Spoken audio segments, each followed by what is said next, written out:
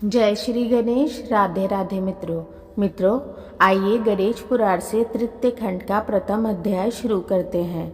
अध्याय का विषय है शौनक का पुण्यव्रत विषयक प्रश्न।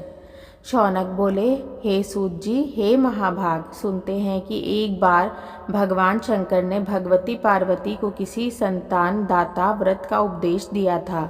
वह व्रत अमोघ होने के कारण कभी निष्फल नहीं जाता। उस व्रत का अनुष्ठान करके गिरिजा नंदिनी भी सफल मनोरथ हुई थी। हे प्रभु, आप उस उपाख्यान के भी पूर्ण जानकार हैं, अतः उसे मेरे प्रति कहने की कृपा कीजिए। सूत जी उस प्रश्न को सुनकर बड़े प्रसन्न हुए और कुछ देर मौन रहकर उन उमा का स्मरण करने लगे। तभी शौनक जी ने देखा कि उनके नेत्रों से प्रेमाश्रु निकल रहे हैं।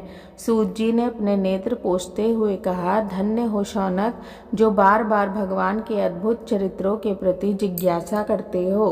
तुमने जो प्रश्न किया है उससे संबंधित गाथा एक बार भगवान श्री नारायण ने देवर्षि नारद जी को सुनाई थी। जगजननी पार्वती के अंग में उस व्रत के प्रभाव से साक्षात अव्यक्त परब्रह्म ही व्यक्त हुए थे। प्राचीन काल की बात है, जब शैलपुत्री के साथ भगवान शंकर का विवाह हुए कुछ ही काल व्यतीत हुआ था, भगवान वृषध्वज उनके साथ निर्जन वन में निवास कर रहे थे तथा वहां उनका विहार दीर्घकाल तक चलता रहा था। तभी एक दिन शैलनंदिनी ने उनसे निवेदन किया, प्रभु, मुझे एक अत्यंत श्रेष्ठ पुत्र की कामना है, क्योंकि पुत्र के बिना घर तो सूना रहता ही है। कहते हैं कि पुत्रहीन गृहस्थ को परम पुरुषार्थ की भी प्राप्ति नहीं होती। शिवजी ने गिरिजाराज पुत्री का अभिप्राय समझ लिया और बोले, प्रिय, परम पुरुषार्थ की प्राप्ति तो हमें सदैव रहती है, उससे वंचित तो हम कभी किसी भी स्थिति में नहीं है। फिर भी तुम्हें पुत्र की अभिलाषा है, उसकी प्राप्ति के लिए मैं तुम्हें एक अमोघ उपाय बतलाऊंगा। देखो, एक ऐसा व्रत है जो सभी में श्रेष्ठ तथा अभीष्ट सिद्धि का बीज रूप है। उसके द्वारा परम बल और हर्ष की प्राप्ति होती है। यदि तुम उस व्रत को करो तो अवश्य ही अभीष्ट पूर्ति होगी। उस परम शुभदायक व्रत को पुण्य कहते हैं। इसका अनुष्ठान 1 वर्ष में पूर्ण होता है। हरेराराधनन् कृत्वा व्रतं कुरु वरानने, व्रतज्य पुण्यकं नाम वर्षमेकं करिष्यति। पार्वती जी उस व्रत के विषय में सुनकर बहुत प्रसन्न हुई और उन्होंने देवाधिदेव शिवजी से पूछा, नाथ, ये व्रत पहले भी किसी ने किया है क्या? यदि किया हो तो उसका उपाख्यान मुझे सुनाने की कृपा कीजिए, जिससे मुझे व्रत की विधि का भी ज्ञान हो जाए और अनुमान लगा सकूं कि मैं उसे कर सकूंगी या नहीं। शिवजी बोले, देवी, यह व्रत कुछ कठिन नहीं है। पूर्व काल में इसे मनु पत्नी शतरूपा ने किया था। वह अधिक आयु होने पर भी संतान न होने के कारण बहुत दुखी थी। जब उसे कोई भी उपाय दिखाई न दिया तो वह पति की अनुमति से लोक पितामह के पास ब्रह्मलोक में जा पहुंची और वहां उनके चरणों में प्रणाम करके बोली, हे प्रभु, आप समस्त संसार के कर्ता तथा विजय के कारणों के भी कारण हैं।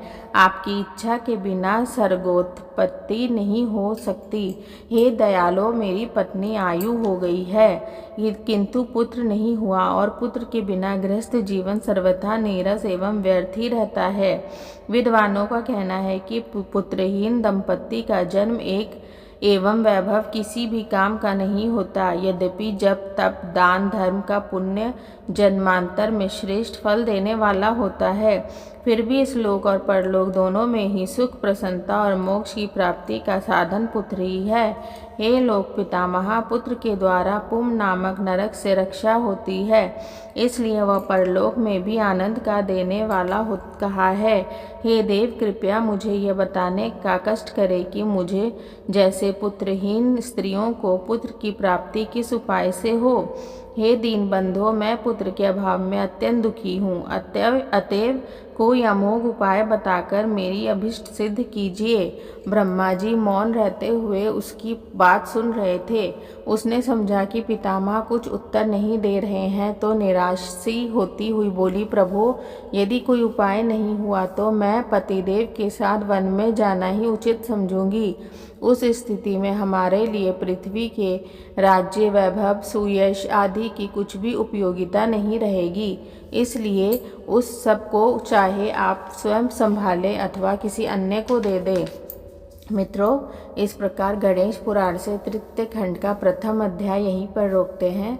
आगे का अध्याय अगले वीडियो में जारी करेंगे। तब तक के लिए राधे राधे।